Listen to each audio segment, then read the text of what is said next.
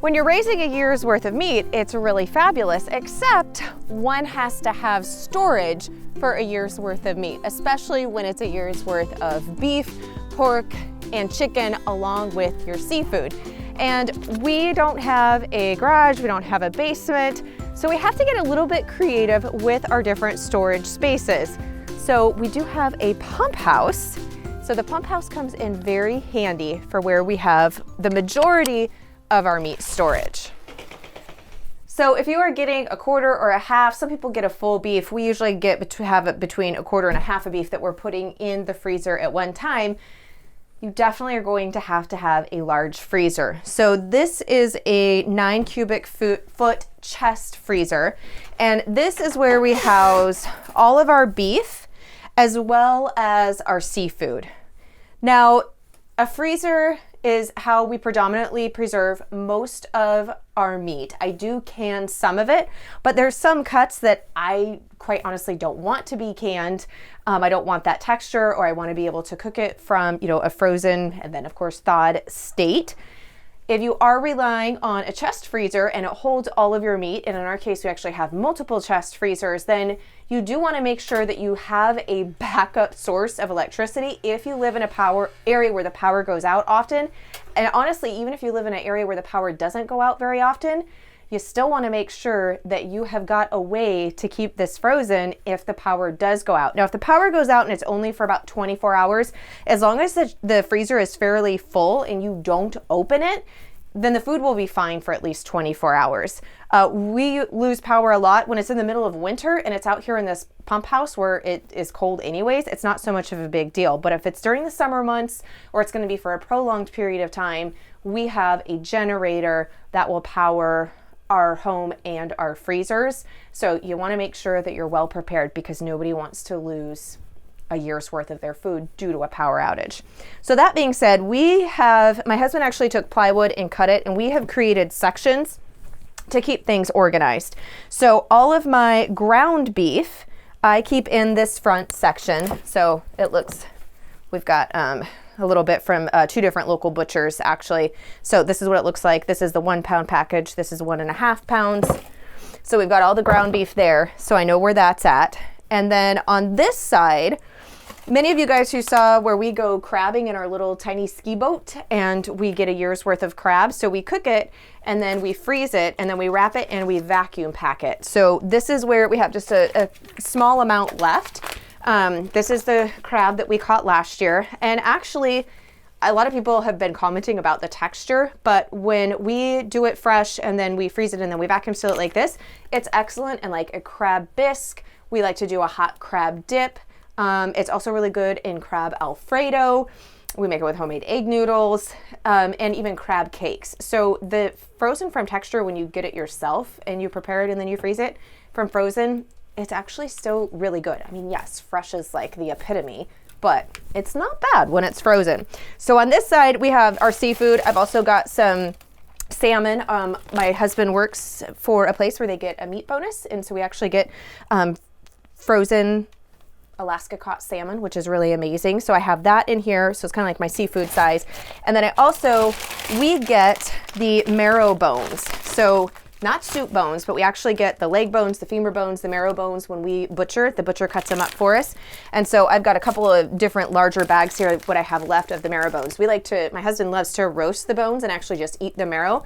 And it also is great to make bone broth with. So you definitely don't want to let these bones go to waste. If you don't ask for them, you won't get them. So in this back section, actually we just harvested our pigs. And so if you watched the raising a year's worth of meat video, you would have seen the pigs. So here is a couple of different bags of lard. I've already rendered some down. So this is 1 bag of the pig fat that needs to still be rendered into lard. And I ran out of space, so that's why it's in here. Here's another one. I know, look at all that lard, super exciting. But in the back side, this is where on the back side of here that I keep our steaks and the pot roast. So here I've got some New York, let's see what I got here, beef rib steak, and then I have stacks of our pot roast.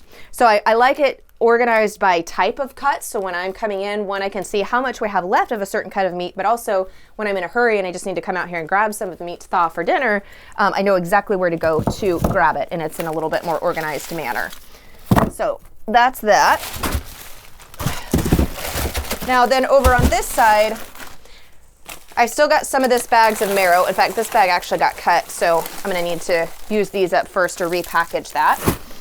This is where I will keep the soup bones. So the soup bones are great. Actually, there's quite a bit of meat on a soup bone, so for broth and soup, but oftentimes I'll cook the soup bones, shred the meat off and mix it with a barbecue sauce or something like that, and then save the bones and make broth. So I've got a hodgepodge of different soup bones over on this side, predominantly. I also have a couple of my bags for broth making, which is why this is with the soup bones. I save the onion skins and the leftover ends of onions for my broth. So I put it with the soup bones because I make broth with that. And I ran out of room in the house freezer. So that's where this came out to. So I also have a little bit of like beef top round in here and a few things of pork spare ribs because I ran out of room. We just brought home all of the pig and I didn't have quite enough room. But this little shelf area is predominantly the soup bones. And then if I need to toss anything extra, it goes right here. Ooh, my hands are getting cold. So this is where we keep all of the beef and, as I said, the seafood. Now, we just got done butchering the pig and it was 164 pounds hanging weight. And so we needed to get another chest freezer. So this is a 7 cubic foot chest freezer as well. So this, we actually have a little bit of buffalo. Again, this was part of a meat bonus from my husband's work, so we were really excited to get this. We just have a few packages, but that's been really fun. I made excellent hamburgers. That was exciting.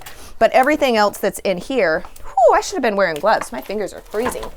Now, this chest freezer, we do not have the dividers put into like we do for the beef, which is our goal, so it's not as organized. But with the American guinea hogs, we were shocked. If you listen to that podcast episode, about if we'll do them again and what the results were.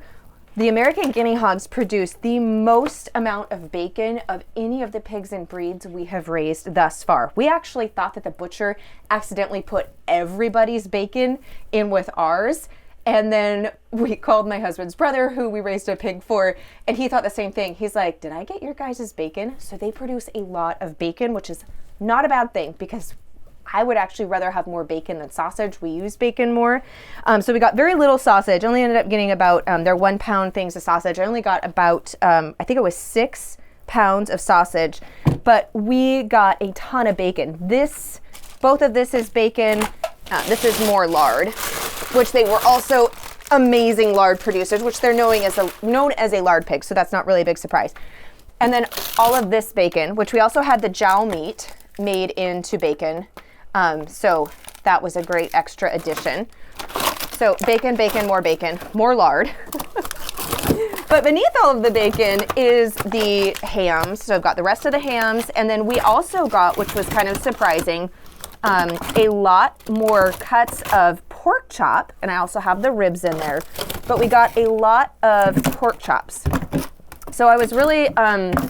it was really interesting to just see the different yields that we ended up getting from this breed versus other breeds. So if you like a lot of pork chops, which we do, and you like a lot of bacon, and you use a lot of lard, both in your cooking, and I make all of our own homemade soap and everything like that, so I use lard that way, and a lot of our herbal homemade salves, then they were a great breed for that. Now, as far as cost effectiveness, I've had a lot of people asking about that.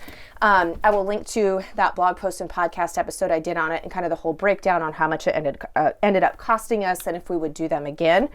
But this is what it looks like when you have a whole pig in your freezer. So we do have a freezer in the house. We technically have two because we have the little freezer that's underneath the fridge. But right here in our laundry room, which is also the door that we use the most to come up into the house, is an upright freezer. So it's not a chest one, so we don't fit nearly as much meat or produce as you would in a chest one. But this is the one where I kind of keep a little bit of hodgepodge. And yes, there is a Costco box of frozen pepperoni pizza.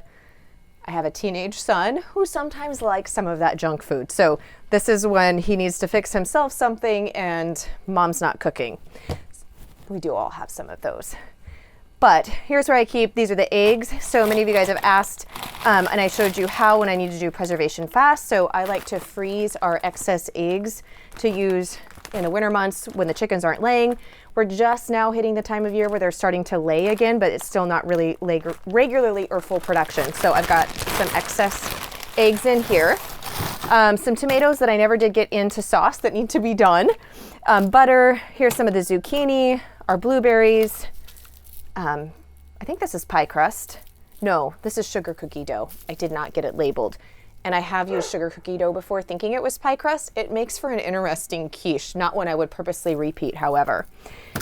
And then this is where we keep all of our chicken. So this is the chicken feet from when we butchered, and I use the chicken feet for broth because it makes very gelatinous, exceptional broth. So I usually put 2 to 4 chicken feet in per batch of broth.